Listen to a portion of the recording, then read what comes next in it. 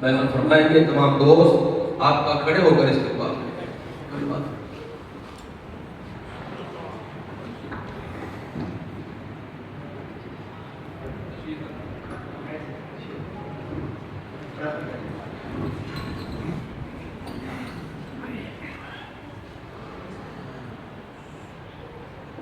بسم اللہ الرحمن الرحیم. اللہم صلی علی سیدنا مولانا محمد وعلی آل سیدنا مولانا محمد وعلی سیدنا رسول قال رب اشرح لي صدري ويسر لي امري واحلل عقدۃ من لسانی یفقهوا قولی. جناب قبلہ شاہ صاحب، عزیز دوستو، السلام علیکم. سب سے پہلے تو میں آپ سب لوگوں کا تہ دل سے شکر گزار ہوں کہ جس محبت اور عقیدت سے آپ نے والہانہ استقبال کیا، تو اللہ تعالیٰ آپ کو اس کی جزائے خیر عطا فرمائے. ورنہ جیسا کہ حضرت سعدی کا بیان ہے کہ من آنا کہ من دانا، تو جو لوگ فاصلوں سے تشریف لے کر آئے ہیں ان کا بھی میں شکر گزار ہوں کہ اللہ تعالیٰ آپ کی اس محبت کے بدلے آپ لوگوں کو آپ کی جو جائز آپ کی حاجات ہیں اللہ تعالیٰ کو بھی. میں دوستوں کی موجودگی کو مد نظر رکھتے ہوئے تھوڑا سا آپ کو یہ پس منظر پیش کرنا چاہتا تھا کہ یہ جو ذمہ داری مجھے دی گئی ہے اس کی ڈیولپمنٹ کیسے ہوئی ہے اور کیسے یہ سارا کا سارا سلسلہ ہوا. یہ غالباً 30 جون کا ذکر ہے کہ میں نے اپنی جو مستقل ملازمت ہے اس سے میں نے ریزائن کر دیا. اور آپ سب لوگوں کو پتہ ہے کہ میں حق پاور کمپنی کی بھاگ دوڑ مجھے سنبھالی تھی، اور مین مقصد یہی تھا کہ مجھے بالکل یاد ہے کہ ظہر کی نماز ادا کرنے کے بعد اللہ بہتر جانتا ہے کہ کیا ذہن میں آیا، اور میں نے وہیں پہ اپنا ریزائن اپنا استعفیٰ لکھا اور بھجوا دیا. اور جس استعفے کو جو ہمارے چیئرمین صاحب کے پاس گیا تو بہت حیران ہوئے اور انہوں نے مجھ سے پوچھا کہ آپ کا یہ استعفیٰ دینے کا وجہ کیا ہے. میں نے کہا جی مجھے وجہ تو کچھ نہیں پتا، بس دل کہتا ہے کہ اب یہ چھوڑ کے کچھ اور کام کیا. اب کیا کام کیا جائے اس میں ایک تو آپ لوگوں سے وعدہ تھا کہ ہم نے اس جماعت سراجیہ کو، یہ جو ہماری بہت اہم جماعت ہے، اس کو ہم نے دن دن رات کی ترقی دینی ہے. اور ہر اس پہ ہم لوگوں نے یہ کہا کہ انشاءاللہ اس وقت ضرور آئے گا کہ ہم اس کو بہت آگے سے آگے لے کر جائیں گے. جو خواب ہمارے باؤداد نے دیکھا، اور وہ خواب جو تھا وہ صرف خدمت خلق کا تھا، اس میں کسی قسم کی کوئی کمرشل کوئی بینیفٹ کسی کا نہیں ہے. اور وہی ایک جذبہ تھا جو میرے سامنے تھا کہ میں اب زیادہ سے زیادہ وقت جو ہے وہ اپنی اس جماعت کو دے سکوں. اس کے علاوہ میں ماضی میں بھی بہت سا کام میں نے ملک و قوم کے لیے، بلکہ آج جس وقت ہم وہاں پر دربار کی حاضری دے رہے تھے تو میرے آنکھوں کے سامنے میرے جو دادا اور میرے جو چچا ہیں ان کی کچھ شکلیں سامنے تھیں کہ ان کا بھی ساری زندگی ان لوگوں کا یہی ان کا وتیرہ بھی رہا، ان کا شوق بھی رہا کہ اے وطن تو نے پکارا تو لہو کھاؤ کیا.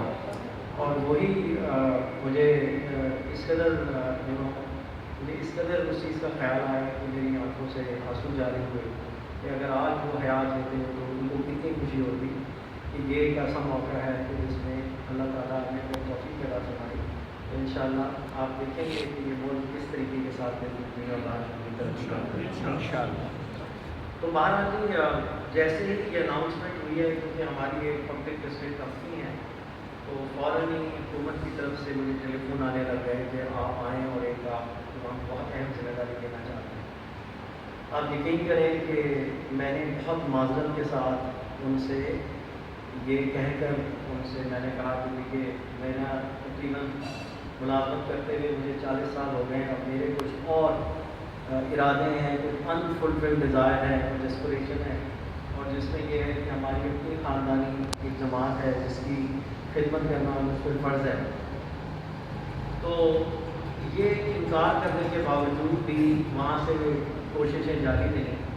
اور پھر ایک ویکینڈ پہ اتوار کو اسد عمر صاحب کو بھیجا گیا، اور سے گھر پہ ملاقات ہوئی تو انہوں نے کہا کہ جی میں آپ کو پرائم منسٹر صاحب کی طرف سے یہ دعوت دینے آیا ہوں کہ آپ کو بہت ہی اہم ذمہ داری دینے کا سوچ رہے ہیں. تو میں نے اسد عمر سے یہی کہا کہ دیکھو میں پہلے بھی جب مجھے جب انہوں نے کانٹیکٹ کیا تو میں نے ان سے بہت معذرت کے ساتھ میں نے ان کو اقرار اس لیے کیا کہ میری پر جو حق ہے وہ زیادہ ان چیزوں کا ہے جس کے لیے میں نے یہ استعفیٰ دیا ہے. تو اس میں انہوں نے کہا کہ آپ بتائیے کہ وہ کون سی ایسی ذمہ داریاں ہیں. تو میں نے ان کو بتایا کہ جی کہ میرے ذہن میں بالکل صاف ایک نقشہ ہے کہ کس طریقے کے ساتھ ان شاء اللہ تعالیٰ ہم نے اس جماعت کو مزید ترقی دینی ہے, آگے سے آگے لے کر جانا ہے, اور جس کا تذکرہ ہم کرتے بھی رہے. اور جناب ڈاکٹر شہزاد صاحب کو بھی پوری اس کے اندر سپورٹ تھی. تو اس پہ پھر انہوں نے مجھے کہا کہ یہ جو آپ کہہ رہے ہیں تو پھر میں پرائم منسٹر صاحب کو یہ کہہ دوں. میں نے کہا کہ پہلے تو ان کا شکریہ ادا کریں کہ انہوں نے بہت عزت افزائی فرمائی ہے, لیکن میری طرف سے معذرت ہے کیونکہ میرے لیے اس موقع کے اوپر یہ سب کچھ چھوڑ کے کچھ اور ذمہ داری سنبھالنا شاید نہ ہو. تو اسد عمر نے کہا کہ پھر میں پرائم منسٹر صاحب کو کہہ دوں.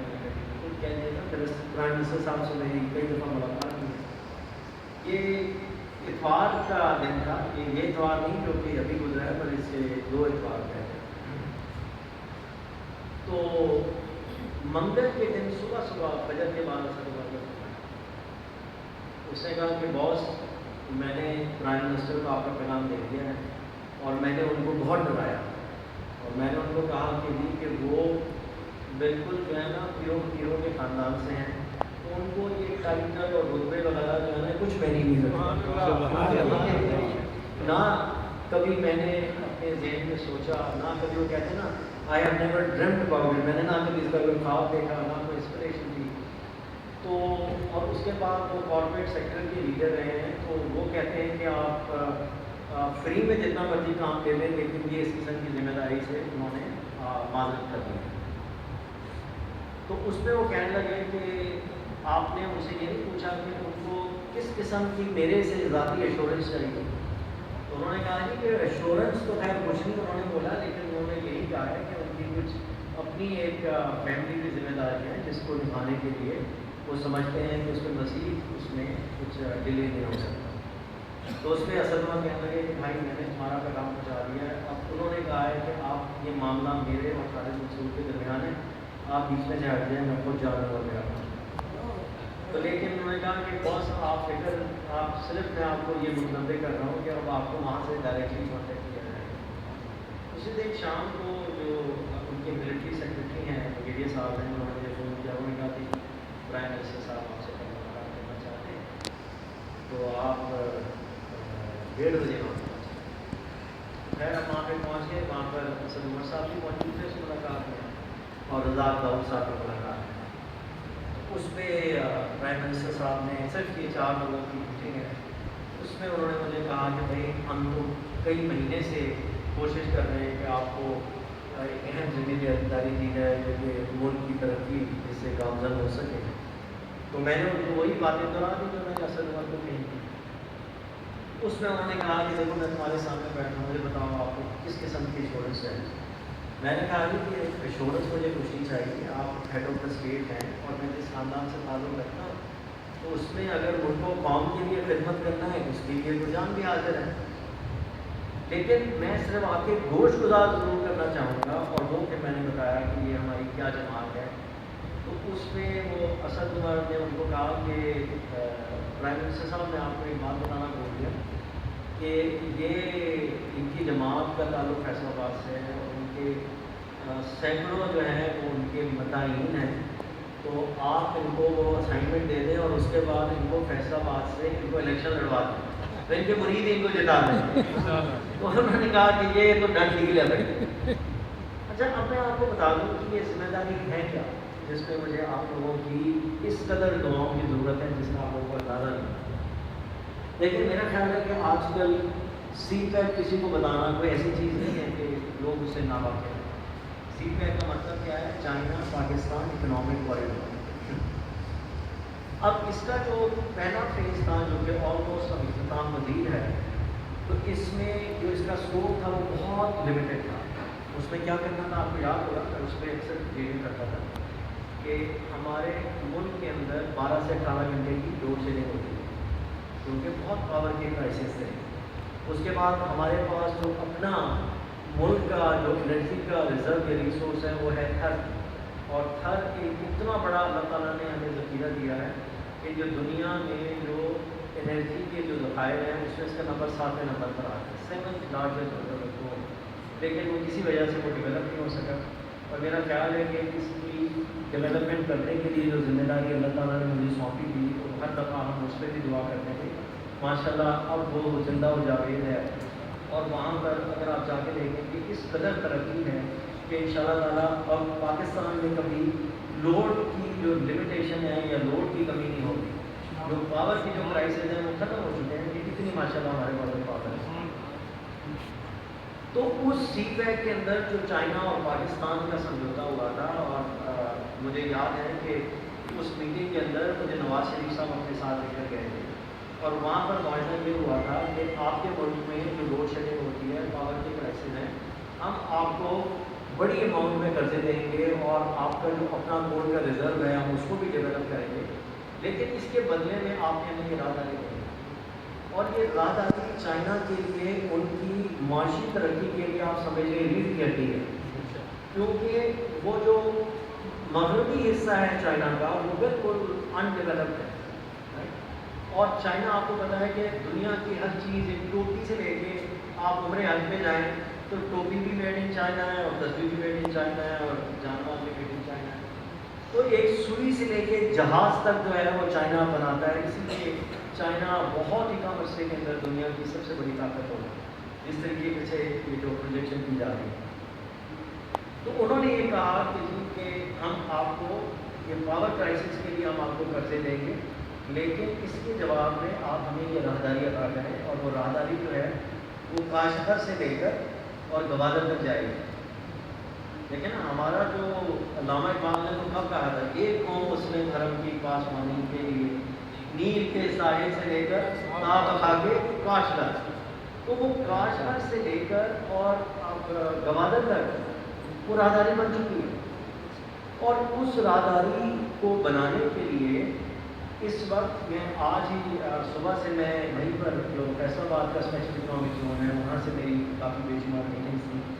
تو آپ کو یہ جان کے میرا خیال ہے شاید حیران کی ہوگی کہ اس وقت ابھی تک 12 ارب ڈالر کے منصوبے جو ہیں وہ پایا تکمیل تک پہنچ چکے ہیں. لیکن اس میں صرف 2 قسم کے منصوبے ہیں, یا پاور پلانٹ لگے ہیں یا ہمارا گھر کا جو ذخیرہ ہے وہ ماشاء اللہ وہاں پر کام شروع ہو گیا ہے. وہاں پر 4 پاور پلانٹ اس وقت چل رہے ہیں, یا روڈ نیٹ ورک ہے. کیونکہ یہ جو راہداری ہے یہ ان کے لیے شہر کی مطابقت ہے, کیونکہ اب چائنا کا جتنا ٹریڈ ہے وہ ویسٹرن چائنا وہ شنجیانگ ان کا پروونس ہے, وہاں سے اگر اس راہداری کے ذریعے وہ اس کو گوادر سے جب وہ ایکسپورٹ کریں گے تو ان کی جو اس میں لاگت آتی ہے وہ 1/3 رہ جائے گی, اور فاصلہ جو ہے وہ 2/3 کم ہو جائے گا. اتنی بڑی چائنا کے لیے وہ ہے, اور یہ ہم پہ لازم ہے کہ اگر ہم نے ان کے لیے اتنی زیادہ ایک آسانی پیدا کی ہے ان کی معیشت کو سنبھالا دینے کے لیے, تو ہماری معیشت جو ہے آپ دیکھیے وہ کافی اس کے حالات بگڑ رہے ہیں. تو اب وہ مسئلہ یہاں پر ہے کہ اب ہم نے سی پیک کو ایک فیز 2 میں لے کر جانا ہے, اور فیز 2 میں لے جانے کے لیے اس وقت تقریباً 9 اسپیشل اکنامک زون بنے ہیں. وہ اسپیشل اکنامک زون کیا ہے کہ اس کے اندر صرف جو فیصل آباد کا اسپیشل اکنامک زون ہے اس میں 8000 ایکڑ زمین جو ہے وہ مختص کی گئی ہے. اور اس کے اندر اب چائنا اور پاکستان کے دوستی سے یا چائنا اور پاکستان کے جوائنٹ وینچر سے وہاں پر انڈسٹری لگ رہی ہے. تو کون سی انڈسٹری لگ رہی ہے؟ پاکستان جو ایک زرعی ملک ہے, ایگریکلچر سیکٹر کے اندر, اس کے بعد ٹیکسٹائل کے اندر آپ کو پتہ ہے ٹیکسٹائل فیصل آباد ہے, فیصل آباد جو ہے نا وہ ٹیکسٹائل کا جڑ ہے. اس کے علاوہ پاکستان کے اندر ریفائنریز لگتی ہیں, اس کے علاوہ انڈسٹری لگتی ہیں, اس کے علاوہ اللہ کا بڑا کہ انفارمیشن ٹیکنالوجی آئی ٹی, کیونکہ ہر چیز تو جو ہے وہ سکڑ کے آئی ٹی کے اراؤنڈ آ گئی ہے. تو اسٹریٹجی یہ ہے جو مجھے پرائم منسٹر صاحب نے بتایا کہ کیونکہ میں نے اپنی پرانی 2 ملازمتوں میں جو میں نے فکروں میں کی یا حقوں میں کی, تو میرا جو تجربہ ہے چائنیز کے ساتھ 30 سال کا کام کرنے کا، اور پچھلے کوئی 8 سالوں کے اندر اسی سی پیک کے اندر ہم نے $5 بلین کے پاور پلانٹ لگائے. ایک ہفتے لگا 1320 میگا واٹ کا، وہ امپورٹڈ کول پہ ہے، جیٹی بھی بنی ماشاء اللہ. اس کا افتتاح بھی پرائم منسٹر نے کیا تھا، تو ان کو پتہ ہے وہ کتنا بڑا پروجیکٹ ہے. اور وہ ایک واحد پروجیکٹ ہے جس کے اندر چائنا پاکستانی کمپنی نے جوائنٹ وینچر بھی کیا. تو ہمیں وہ بھی پتہ ہے کہ اگر ان کے ساتھ دوستی کے علاوہ اگر کوئی مساوی بزنس بھی کرنا ہو تو کتنا مشکل ہے ان کے ساتھ وہ ایگریمنٹ کرنا. تو یہ جو ہمارے اسپیشل اکنامک زون ہے، اس میں اگر ہم نے انڈسٹری کو لے کر آنا ہے، اور انڈسٹری کے لیے چائنیز جتنے انویسٹر ہیں ان کو بتانا ہے کہ آپ ہمارے ملک کے اندر آ کر ان سیکٹرز کے اندر انویسٹمنٹ کریں، انڈسٹری لگائیں، اور ہمارے جو پاکستانی تاجران ہیں ان کے ساتھ جوائنٹ وینچر کریں. تو اس کی اگر یہ خواب سمندر تعبیر ہو جائے تو ان شاء اللہ تعالیٰ آپ دیکھیں گے کہ ملک کے اندر ایک انڈسٹریل ریولوشن آئے گا، بے شمار ملازمتیں پیدا ہوں گی، جس کا یہ پی ٹی آئی گورنمنٹ جو ہے آپ سب لوگوں سے وعدہ بھی کیا ہوا ہے. اور ان شاء اللہ تعالیٰ ہمارا ملک جو ہے وہ ایک ایکسپورٹ کرنے کے ماجرا بنے گا، کیونکہ اس وقت ہمارا مسئلہ یہ ہے کہ ہر چیز امپورٹ کرتے ہیں. تو اگر یہ خواب شرمندہ تعبیر ہو جاتا ہے، جس کی ذمہ داری مجھے دی گئی ہے، تو ان شاء اللہ تعالیٰ ملک کے اندر ایک جو ہے انڈسٹریل ریولوشن، ایک انڈسٹریل انقلاب برپا ہوگا اور بے شمار ملازمتیں بنیں گی. لیکن وہ یہ جو ساری چیز اگر یہ حاصل کرنی ہے تو اس میں پھر میں نے پرائم منسٹر سے کہا کہ مجھے آپ کچھ وقت دیں سوچنے کا، کیونکہ یہ تو اتنی بڑی ذمہ داری ہے کہ وہاں سے کاشتکار سے لے کر گوادر تک جو ہے وہ اتنا بڑا اس کا اسکوپ ہے. تو میں ذرا اپنی فیملی سے بھی مشورہ کر دوں. اس میں انہوں نے کہا کہ نہیں، اس کا کوئی چوائس ہی نہیں ہے آپ کے پاس، کیونکہ آپ کے پاس کوئی فلیکسیبلٹی نہیں ہے، اور یہ تو آپ کو پچھلے سال آپ کو ہمارے ساتھ جوائن کر لینا چاہیے تھا. اور انہوں نے کہا کہ پہلے 3 سال جو ہے نا وہ تو فائر فائٹنگ میں گزر گئے. اس کے اندر شروع کے اندر جو ہمارے یہاں معاشی جو بحران تھا اس کو حل کرتے رہے. پھر یہ جو کووڈ-19 کا آپ نے دیکھ لیا، اس میں تو پوری دنیا کے اندر جو ہے سانی معیشت ابھر کے رہ گئی. تو اب انہوں نے کہا کہ ہمارے پاس یہ 2 سال ہیں جس کے اندر ہم نے یہ سارا کا سارا جو انقلاب ختم ہوتا ہے. تو میری آپ لوگوں سے بہت درخواست بھی ہے، اور بہت میں آپ لوگوں سے دلی گزارش بھی ہے کہ آپ مجھے ہر دعا میں یاد رکھیں کہ اللہ تعالیٰ مجھے استطاعت عطا فرمائے.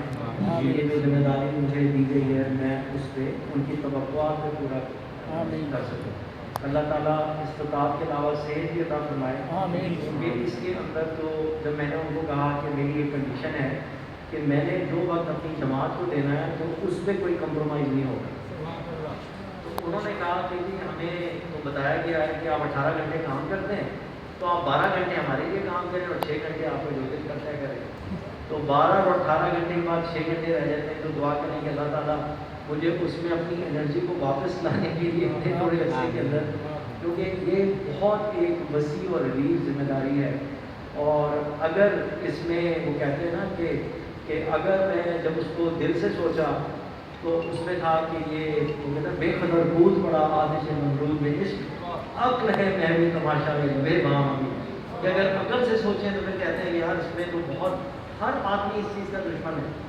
جتنے ممالک ہیں کوئی نہیں چاہتا کہ پاکستان کے نصیب پیٹ لگے.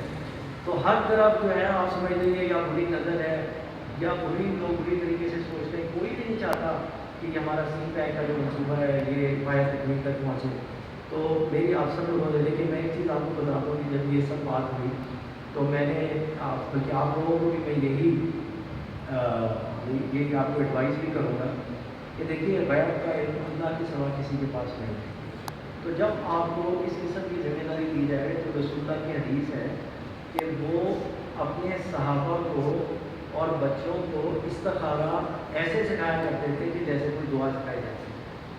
تو استخارہ جب آپ کرتے ہیں تو آپ اللہ تعالیٰ سے رجوع کرتے ہیں اور اللہ تعالیٰ سے کہتے ہیں کہ اے اللہ کہ یہ کام ہے اور اس کام میں غیب کا علم صرف تیرے پاس ہے، اور اگر یہ کام میرے حق میں دینی دنیاوی معاشی اور معاشرتی لحاظ سے بہتر ہے تو اس کو میرے حق میں مقدر کر دیں، اور اگر یہ کام میرے حق میں دینی دنیاوی معاشی اور معاشرتی لحاظ سے بہتر نہیں ہے تو مجھے اس سے دور کر دیں، اور میرے حق میں جو بھی بہتر کام ہے وہ میرے حق میں مقدر کر دیں.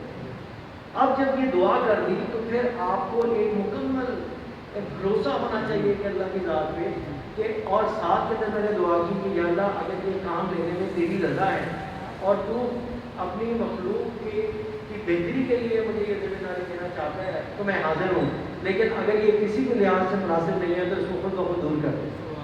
آپ یقین کریں یہ سارا فیصلہ ایک ہفتے کے اندر ہوا۔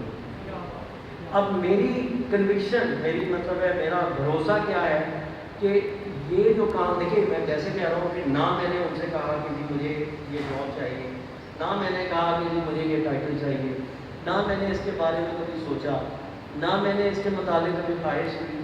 تو یہ سب کچھ ہمارے جو بزرگوں کا جو ہمیشہ وتیرہ رہا ہے کہ خدمت خلق، اور میرے جو بڑے دادے ابا تھے وہ تو لکھا کرتے تھے خادم الفقراء، کہ فقیروں کا بھی میں خادم ہوں۔ تو یہ خلق خدا کے لیے اگر اللہ تعالیٰ نے چنا ہے تو شاہ صاحب اس وقت پھر انکار نہیں ہوا۔ اس وقت میں نے کہا جی حاضر ہوں۔ پھر میں نے کہا پرائم منسٹر صاحب مجھے 2 ہفتے دے دیں۔ انہوں نے کہا 2 ہفتے نہیں، آپ اس پیر سے آپ یہاں پر اپنے کام پر آ جائیں اور ہمیں آپ کے اوپر پورا بھروسہ ہے اور یہ ساری ذمہ داری آپ کی ہے۔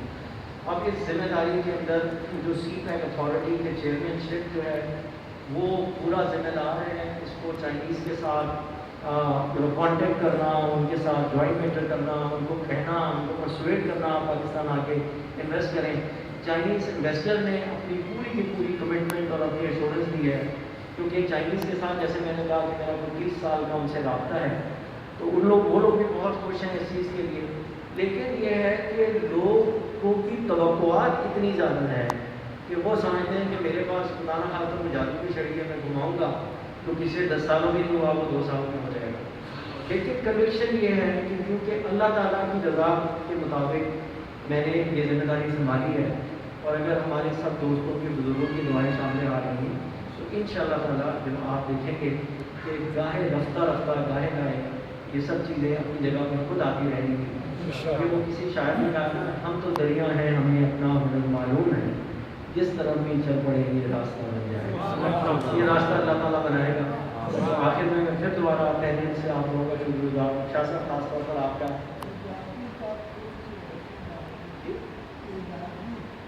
ہاں جی، اچھا جی، اعزاز جو ہے وہ یہ ہے کہ یہ میرے لیے خود ایک بہت بڑا سرپرائز تھا۔ ہم نے تو کہا فقیر لوگ ہیں، ہم کام کر لیں گے، ہمیں تو کوئی نہ کچھ چاہیے نہ کچھ، تو لیکن جس وقت یہ اناؤنسمنٹ ہونے لگی ہے یہ لاسٹ میں یہ منگل نہیں، اس سے پیچھے والا منگل، تو مجھے پیر کو وہاں سے بلا کے انہوں نے بتایا کہ جی کیا کیا ذمہ داریاں ہوتی ہیں۔ میں نے شاہ صاحب ایسے ایک چیز ان کو کہہ دیا کہ یہ کام کرنے کے لیے میں ایک سنگل ٹیڈی پیسہ بھی نہیں چاہتا۔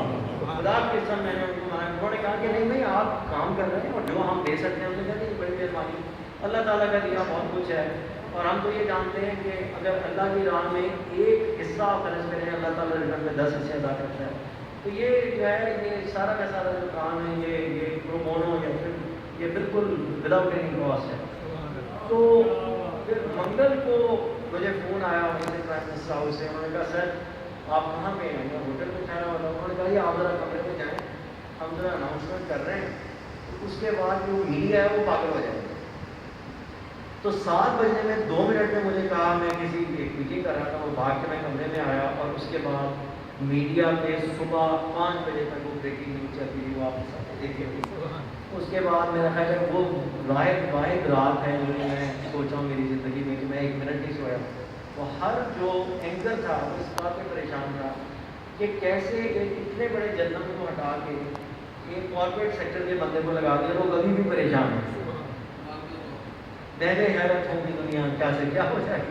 لیکن وہ جو جنرل صاحب تھے، میں ان کے لیے بھی دعا کروں، انہوں نے بہت ہی اچھے طریقے کے ساتھ یہ اپنی ذمہ داری مجھے سونپی ہے، اور انہوں نے کہا کہ اگر خالد منصور کو ذمہ داری دی جا رہی ہے تو میں دلی طور پر تیار ہوں۔